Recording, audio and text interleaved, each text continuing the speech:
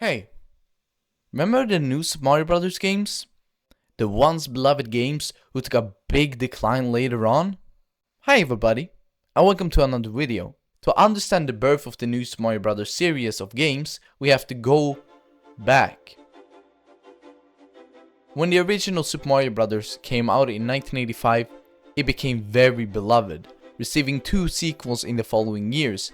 With the future came also more powerful hardware. Jumping from 8-bit to 16-bit was revolutionary.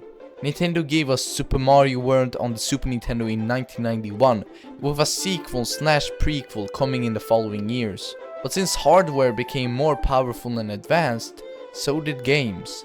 So Nintendo started focusing more on 3D games rather than 2D games, which meant 2D gaming was abandoned. Now, Nintendo started porting some of their older 2D Mario games to their handhelds, since the handhelds became more powerful too. In 2004, Nintendo announced their next handheld, the Nintendo DS.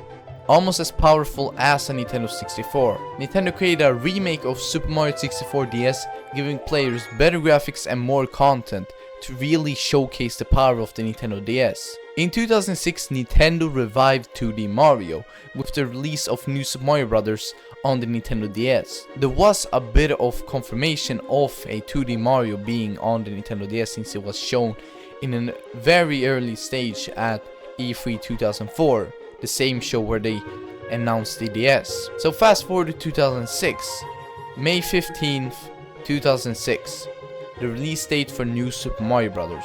Now, before we dive into the first games, what games followed? A Wii game, 3DS game, Wii U and Luigi version of the Wii U game.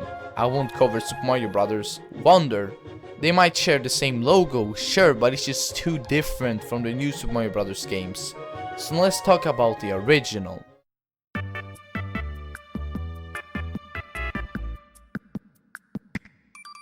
The first new Super Mario Bros. Game, released in May of 2006 as I said before, this game quickly became a fan favorite. It ended up being the #1 best-selling Nintendo DS game of all time, selling just about over 30 million units. So what does it feature? An amazing adventure across 8 different worlds, 2 of which you can only really enter using the mini mushrooms, one of the new power-ups introduced in this game. Not only this, but it also includes a versus mode where you can play against a friend who either also owns the game or wirelessly by downloading the game through DS Download Play. In versus mode, you have to collect these small silver stars across different types of stages. You can earn or even lose the stars, which can then be obtained by another player. The game also features minigames, which can be played with 3 other players, using again the same methods as versus mode. You either own the game or you download it. Now you can probably see why this game was so loved and is still loved by many to this day. Moving on to the next game, being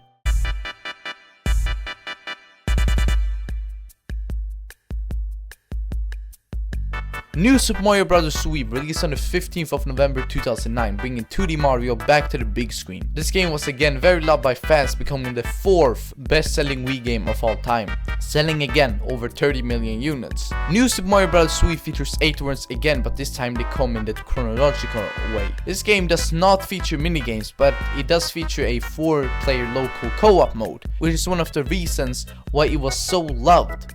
Now, quality wise, it's a bit worse than the last game. It's still very good, but just not as good as the last game. Now on to the next game.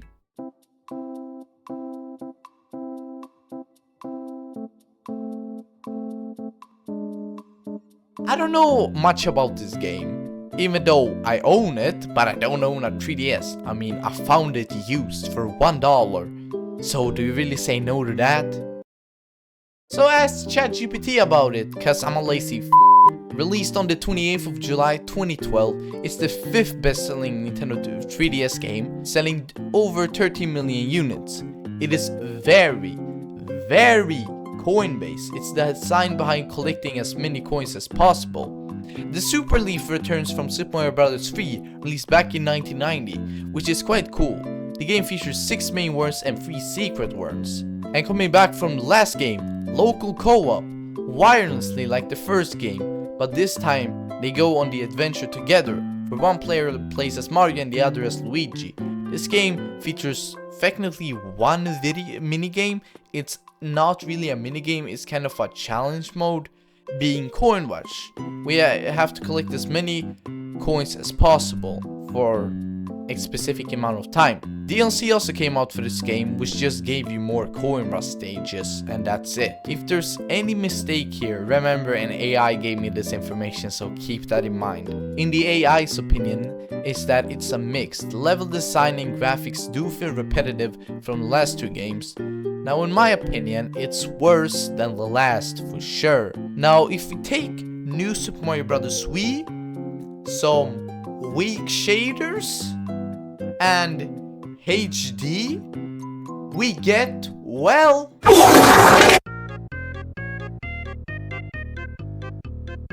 I welcome you everybody to the shittiest one yet. New Super Mario Bros. U released as a launch title and sometimes a pack-in title for Nintendo Wii U on November 18th, 2012. It became the third best-selling Wii game, selling less than 6 million units. It is the worst one out of them all. The co-op is back, just like how it was in New Super Mario Bros. Wii.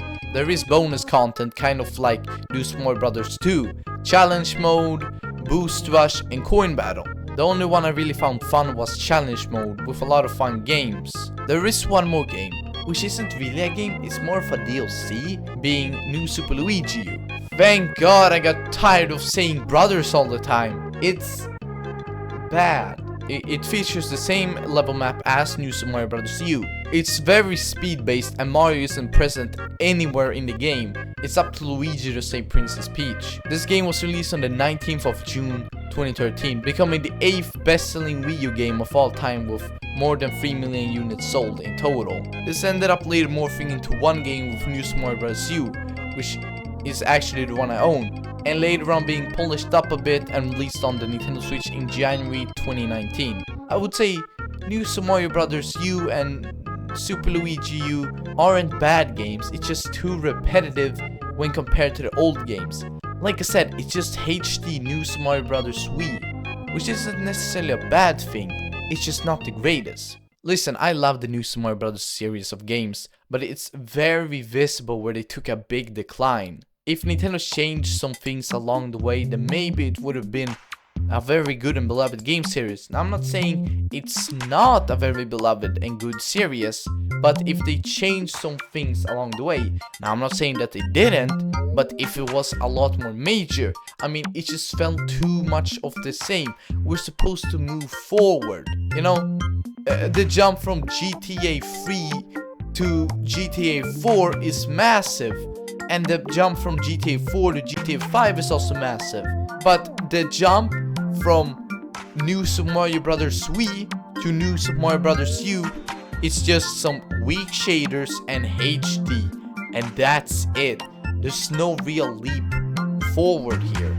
Now I get it's Nintendo, it's kind of supposed to be a bit cartoonish, but it's just too much of being the same, you know? It started as something very promising, which later turned into something very boring and repetitive. Okay. Good night, good people of the internet.